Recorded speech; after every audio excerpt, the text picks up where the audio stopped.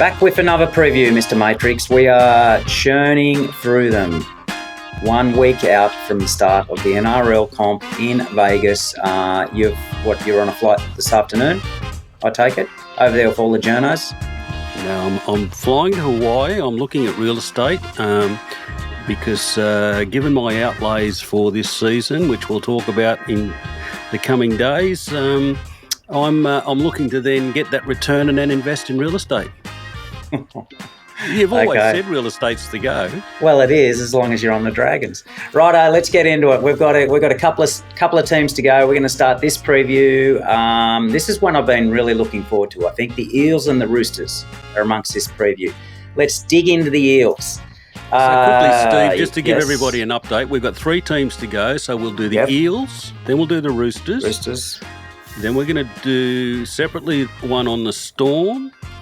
Then we're also going to do separately one on our top 8, our season forecasts, any suggested bets we've got. So there's a bit to look forward to over the coming days. Let's start with the Eels, eh? Yeah, and the reason we're doing the Storm by themselves is because we both have come to the conclusion and agree that we think they are the standout this year for top of the table and potentially the NRL premiership. So each year we'll just we'll keep our keep that review to themselves. They get their own review. They don't have to share with anyone like the Eels have to share today with the Roosters. The Eels, Mr. Matrix, probably the biggest turnover in a roster. So the ins: Josh Adokar, Lomax, Iongi, who's been very impressive, Jack Williams, very impressive, Dean Hawkins from the Rabbits, Papali and Semirani from the Bulldogs. Papali's been good too. The outs: King Guffo goes to the Dragons. Mako Sivo's gone overseas. Regan Campbell-Gillard, who didn't play last night in the trial, has gone to the Titans. Blaze Talagi has gone to partner up with the Panthers with Nathan Cleary. Dijon Asahi, he's gone overseas. Morgan Harper, I think, where'd Morgan Harper go? I think he might have gone back. I think he's playing New South Wales Cup. New South Wales Cup. So probably, I think of all the reviews, the biggest change in a roster, new coach, new coaching staff. Jason Riles comes in as head coach. A bit like Serraldo and a few other Brad Arthur, quite a few coaches that have stepped up from being assistants. He's come by the Melbourne Storm organisation, spent quite a bit of time down there in a couple of stints. He spent a bit of time with Trent Robinson, and he also spent a bit of time with Eddie Jones, believe it or not. I don't know how that was. That would have been a pretty aggro little environment. Just to touch on that too, Steve, I mean, one of the things you and I have talked about a lot over recent years, and, both of us experienced this, and one of my key criteria when you're talking about a coach and whether they may well be successful when they step into an NRL role is having coached their own team week in, week out for a number of seasons. And Riles has done that. He went back to the... Where did he do that? He went back to the Wollongong comp and coached West Wollongong on his own. I think he did that for a couple of years. And then at different stints, I think at the Storm he may well have been... an individual coach of one of their rep teams, and it's highly important. It's one thing to be an assistant. A lot of these guys fall into an assistant role. They know a lot about football and they know a fair bit about coaching, but it's incredibly different when all of a sudden you're the man that's responsible for those players, for the structure, for the actual on-field coaching, and for getting their head right every week. And it's incredibly different. And he's come through a very good pedigree. The other big thing I really like is that he's very defensive focused, and we'll talk about that next week. But if you don't have your defence right, you will not be climbing the table. Yeah, especially with the rule changes that we've seen in the last couple of years. Yeah, I think that's probably the one slight knock, as much as we love him, that we've sort of had on Benji Marshall, isn't it? He's been thrown straight in. He hasn't coached junior sides, hasn't coached I love him as a guy. Sides. I love Benji as a guy. I love him as a player. He's an absolute gentleman. In my opinion, he's not a coach. Mm. Now, the coaching staff, obviously, I know reasonably well. Scotty Wiseman's joined. He's made the switch over from rugby. Nathan Brown plenty of experience. I think he's coached the best part of 400 first grade games at Yep. Warriors, Knights, Dragons, been everywhere. Youngest NRL coach ever, 28. Was when he was given his first gig at the Dragons. Well, and some people like to throw stones who have never really been in the environment of coaching. But, Brownie stepped into it when he was young. Wayne Bennett himself said when he took over the Dragons what good shape that list and club was left by Brownie. Brownie then had enormous success in Europe. In the Super League competition, the English competition, but he started in second division and did a really good job with a really tough club. Then had success with St Helens, came back and then has coached in the NRL. He knows his stuff, Brownie, and very open about it. Tactically, one of the things I always loved about Brownie when he was coaching is very good at individual game plans to suit the opponent every week. A lot of coaches don't coach that. A lot of coaches just coach the same basic game plan every week. Brownie was very good at itemising key things he wanted to do each week and then be able to coach it. Okay, so they've got a very experienced coaching staff. They've turned the roster over. Their draw, it's definitely not one of the best, and it's not one of the worst. I'd say it's sort of probably it's middle field, don't you think? I mean, they got obviously that home ground advantage is a big one. 13 real home games, so that's out at the new stadium out there that they'll be sharing with the Panthers. Again, let's just look at, is that a 4.5, 5.5, 6.5, 7.5 home ground advantage from the numbers and the stats in previous years? There's no team that has anything higher than 5.5. Yep.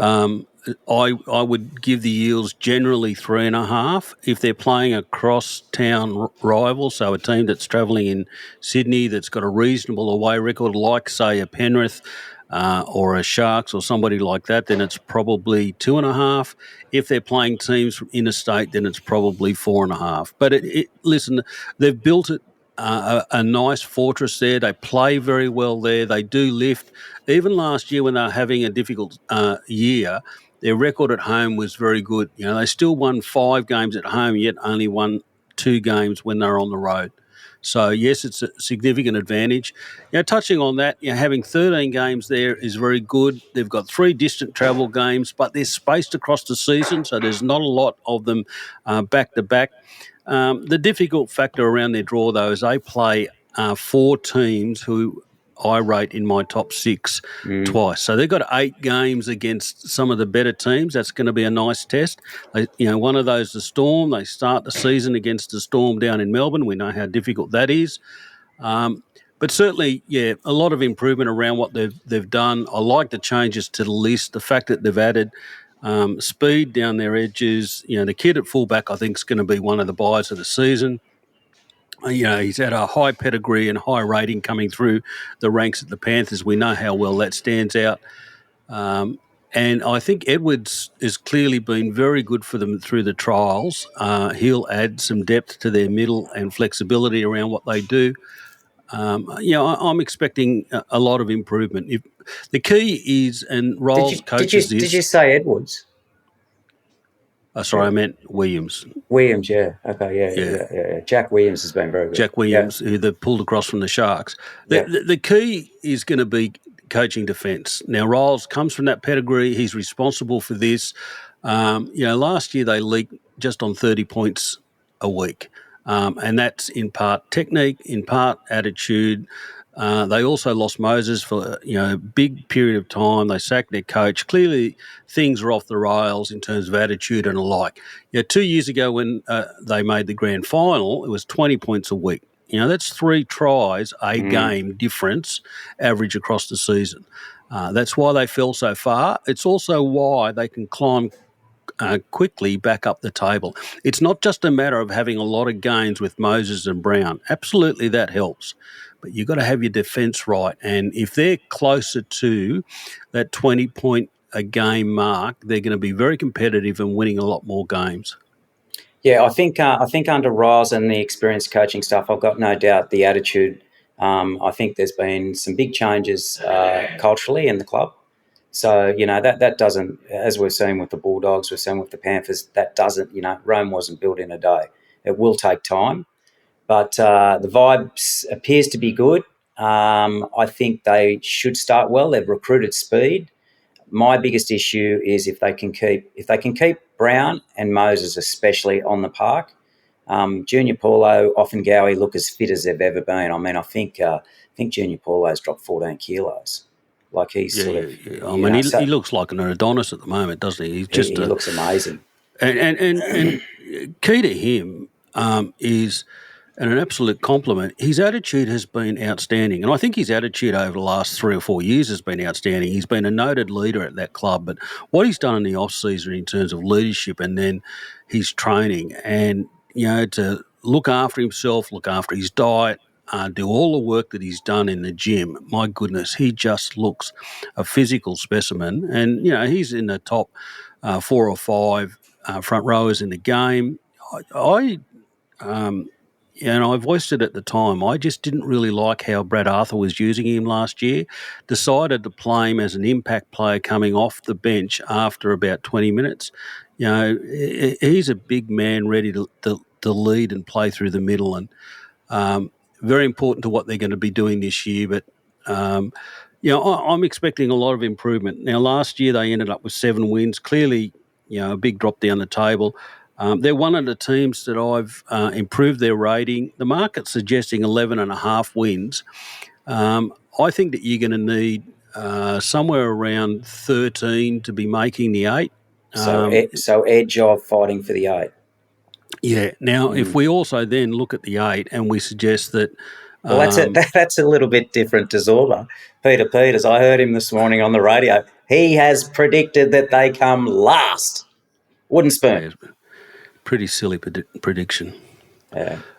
I heard, another one of the jokers that he mixes with forecasting the Dolphins run last. I mean, the Dolphins run last. I'll walk backwards to Sydney in thongs nude. There you go. Really? Yeah. Jesus, that'd be a fucking sight going down the Pacific Highway. I think the biggest concern for me looking at that list, well, I think number one, I think their recruitment of Ione, or however you pronounce Isaiah's name, I think is a masterstroke. I mean, obviously he's behind Dylan Edwards at the Panthers. I think he could be one of the kids that we're talking about a lot this year. I think he looks he looks like he's a bit of a freak. I think the watches for me is I don't know. I get the sense he'll play first grade, but I think Riley Smith, the young left foot kick out of dummy half. Yep. I would think that Brendan Hands is probably their starting 9, and I hope that they give Riley Smith some time. I think he's probably a way better option at the moment than Lussick in the middle, and I think they've got to keep Moses and Dylan Brown on the park. If they keep those two on the park, for me, I agree. I think they'll be around the 11, 12 wins. If they have injuries in the halves, my biggest concern is their depth there at 6 and 7. I don't think the depth there is NRL standard at present. Yeah, no, I agree with that. My biggest watch is going to be their defence in their 2 back rowers on either edge of the side. Who do you think starts there? I'm not 100% sure, to be honest, but, I think that's been one of their Achilles' heels over recent years, and how that back rower is combining with his centre on that side. That's where teams have been able to punch easy holes through them. And, I'm sure Rolesey's doing a lot of work on that. So there've been a noted betting move on the Eels, Steve. What, to come last? No, to make the 8. Has it? Contrary to your mate Zorba. He's not my mate. Let's get that clear. They were about $2.30 a couple of weeks ago to make the 8. They're into $2 now on the back of that very good trial against the Knights. Well, yeah, it was good against the Knights, but the other night was pretty ordinary. Yeah. Well, listen, beating the Knights or winning a trial against anybody doesn't matter. I haven't paid a lot of attention to the trials because I just know from the last 10 years it means zero. It's week 1 onwards where we start to see what really matters. But I think the bottom spots of the 8 are open, and I've already forecast I really like the Dolphins and their chances of making the 8. Well, we could still get $3.50 this week about the Dolphins to make the 8. the Eels are $2. Tell me how that price discrepancy works. Is that I just think because they're big following, do you think? yes, it is. Yeah, Yeah. yeah, yeah. They're big news. They're a big news story. They're a big online click following, massive member base and following in the Western Sydney, and if they're up and about, they're going to have a huge crowd following if they're winning some football games earlier in the year. Okay, so your forecast is big improvement. Put a number on it. Where are they going to come? I'm suggesting probably 9, 10, 11. Okay, I'm putting a number on it. They're not going to come last. Thank you, Zorba. I think they're going to be 8th or 9th. Okay. And unfortunately, you know who they're going to be fighting it out against? Is Mr. Riles' ex team and my beloved Red V. That's my forecast. Okay, well, that's at least your forecast. That is your opinion. I disagree with you in that. It's very interesting. I actually got a note from one of our avid listeners to the podcast a couple of days ago who asked me to say, I believe that your brother has a little bit of influence about what's going on at the Eels, and also we already know he's a declared love affair with the Dragons. Was he instrumental in Mr. Gutherson seeing the door at the No. I have no the influence. Eels and going to the Dragons? I have no influence over anyone, and I definitely don't have any influence at the Eels. I think Rylesy and Wisey would be. If I picked the phone up and thought I had some influence, I think I'd be smacked over the boundary. So no. To answer the long-term listeners' question, no, zero. But I think Guffer will be great, and I think the feedback from the Parramatta camp is they did not have a bad word to say about Guffo. I don't think anyone has. Great attitude, great leader, and I think he'd be really good for the Dragons. Does he have 3 years in him? I don't know, but he's got a couple of good years in him. Now, before we get to the Roosters, and on the back of that, we should mention our tipping comp, Steve, because we already have north of 50 entrants, and we're only 3 or 4 days into promoting this. So that's fantastic support. So if any of you listening have jumped in, that's wonderful. Thank you very much. I'm just looking down the list of names, Steve. I think next year we're going to give a $100 bonus, and we'll get everybody that enters to the best name. For the best nickname, right? There's some absolute rippers here. We've got back fence Spence. Okay. we've got David Peachy All Stars. We know who that. We know who that is. He thought he won it last year. He was cheering with 2 rounds to go. You know our winner last year, Big Faloo. He's back. He's a very avid Eel supporter. So, Big Faloo. He got paid out last year. He should have 10 entries. Big Faloo, 10 entries. Go and find 10 different emails and enter. And for those who are not aware, last year we was it $3,000, wasn't it? Yeah, we only had the one prize last year, which was season long. We've tweaked that because we've got our own website. But last year, Mr. Faloo, he ran into $3,000. Here's a good one for you, Tippy the Bush Kangaroo. Who came up with that? We've got the Coach Whimperer. Coach Whimperer. Yeah, we've also got the Tips Whisperer. Yeah. The Tips Whisperer. We've got Billy Walters. Billy Walters is playing this year. Well, I suggest that's a good move because I don't think he'll have a contract for much longer. I think it's a good move. Harry Silverwright. Don't know who that is. We've got Harry Silverwright. Yeah, no, I know Harry Silverwright. Yep. We've got King Flano. We've got King Gutho. Yeah. We've got Cookie Monster. We've got Chief Eagle. So, folks, head to readingtheplay.com.au. Across the menu at the top, the second tab says NRL Tipping Comp. You pay your $40 as a first step. Then you get taken to a registration form to fill in your details. Then you're in. We've got 3 comps. So we've got the season-long tipping, and there'll be a first, second, third prize. We've got a survivor, last man standing. So last man standing, we think will probably walk away with winner take all about $2,000 if we get the numbers. How does the last man standing work? So you got to tip 1 winner a week, and then if you tip 1 winner a week, you survive to the following week. But you can't tip the same team 2 weeks in a row, and you can't tip against the same team 2 Okay, weeks so in a as row. an example, if I tip the Broncos to win their first game, okay, against the Roosters, I can't tip the Broncos the following week, and I can't tip against the Roosters the following week, or actually for the following 2 weeks. Following 2 weeks. Okay, yeah. good. So that sorts the good ones from the bad ones, because you can't, if the Tigers are running last, you just can't keep tipping the Tigers at the bottom, and if the Storm keep winning at the top, you can't keep tipping the Storm. You've got to come up with others, and then we've also got a bonus if you tip the round, so that's 8 winners, but you've got to do it on your own. So 5 people tip 8 from 8. The bonus doesn't go off. If one person nails it, they get $500. And we'll pay just that. for picking around. Yeah, and we're budgeted to do that 4 times during the year. Yeah, and if I reckon it won't go off twice, but if it goes off 5 times, we'll still pay it.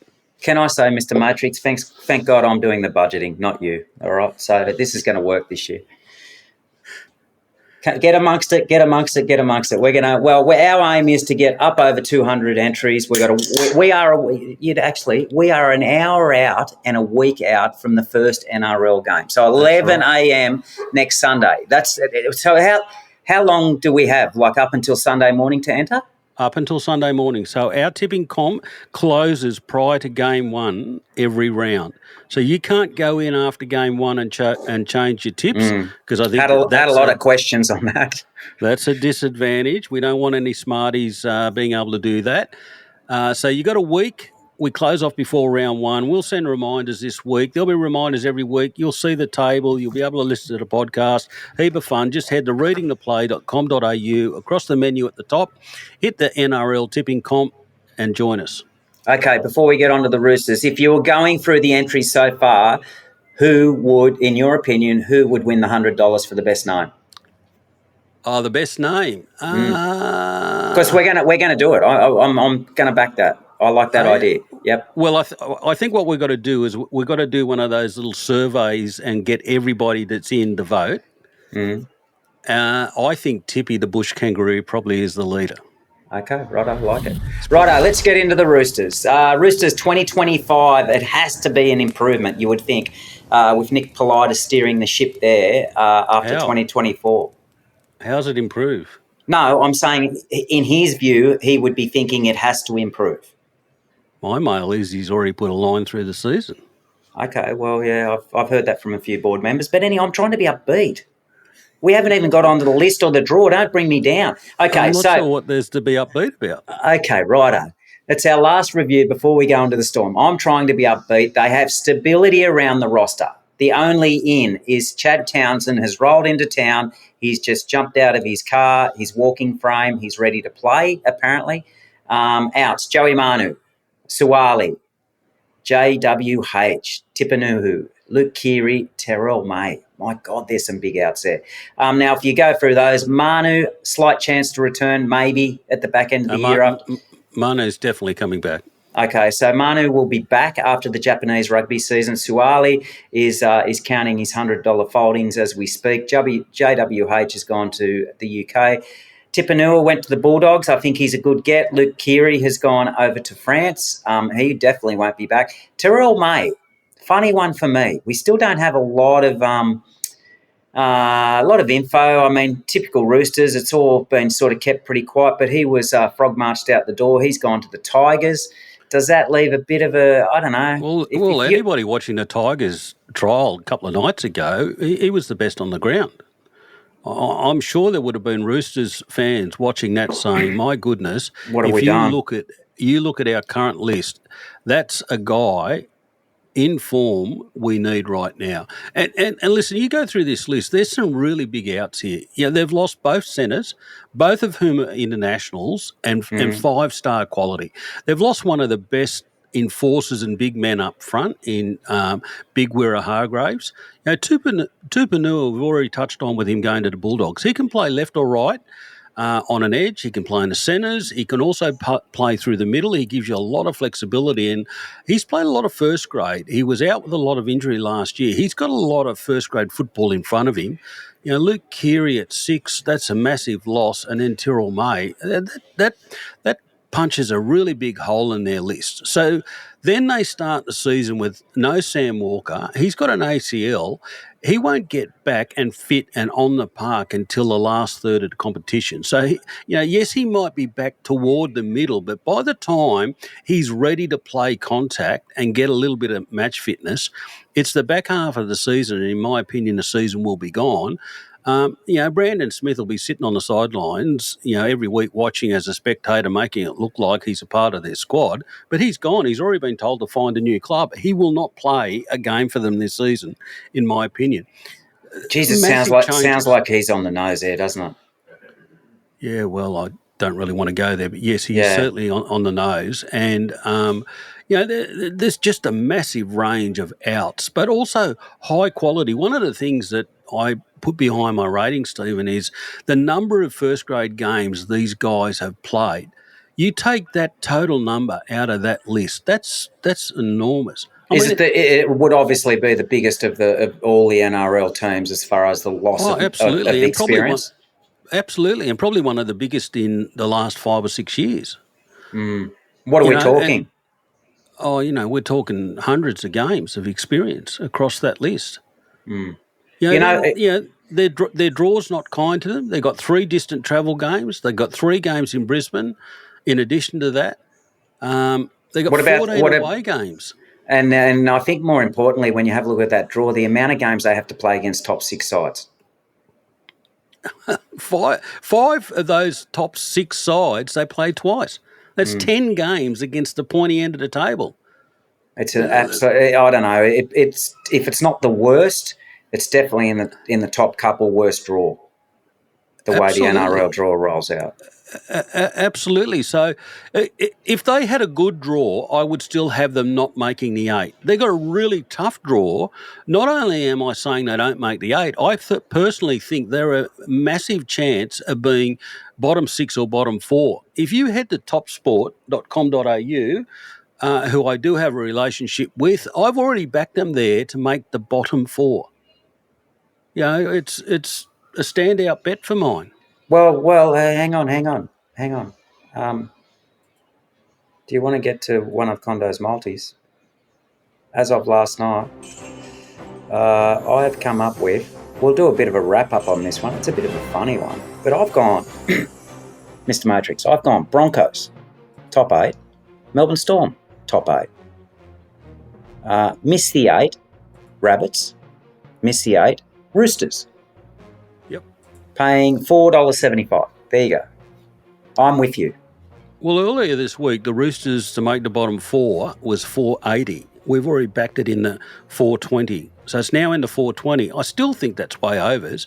And for those that like to back teams under or over their win total forecast for the season, their win forecast is 11.5 wins. I don't think they'll get to 11.5 wins. 11.5 wins suggests that they're on the verge of making the 8. I don't believe they are. So, yes, I'm very much against the Roosters. I think they'll be one of the lays of the season, certainly one of my lays of the season. I don't think they're competitive. I think there'll be a lot of pressure and focus on the coach. Is there, like just on that, they've had a lot of stability there for some time now after Brian Smith moved on. Robbo's been there. He's been super successful. He's super impressive, lovely guy, knows his shit, absolutely no doubt. I'm just throwing it out there because you like sacking coaches. You've already sacked one, and there hasn't been a ball kicked in Newcastle yet. But is he under the pump? I think he's under the pump, but he won't get sacked. I mean, he's got a great relationship with Nick and the directors. He's taken them to premiership glory. He's an outstanding coach, but somehow they've had a few things go wrong, and it's put them under pressure with their list and their list. When you say a few things go wrong, are you highlighting the list? Like they've sort of prided themselves on the fact that they're not a development club in such as in their local juniors, but they seem to have this knack of picking up 15, 16-year-olds, getting them down into the eastern suburbs, and then you see them come through their pathways from there. But I'm just going to. I know you're quite negative on them, but let's just get Robert Toya in the centres is one of those guys. You've got this White, Siwa Wong, Blake Steep, There's some, Nafua Absolutely, White. some really good quality there. They've got another kid. That Blake Seep has got big raps on him. They're incredibly good at developing these young kids and finding them, identifying them, and bringing them through. A couple of things that have gone against Robbo, which you just don't know. They would have made list decisions 12 months ago that impact this year, and then not know that Sammy Walker goes down with an ACL at the end of last year, that Brandon Smith goes down with an ACL at the end of last year. All of a sudden, that's, two guys that they had penciled in as their starting leaders at 9 and 7 that are out injured. So those sorts of things you can't plan for. Quite a bit's gone against them. I can only rate them on the here and the now, and the here and the now is I don't think they'll be competitive this year. Robbo won't get sacked. There might be some discussions about, how do we move forward? Are you a part of this? All that sort of stuff.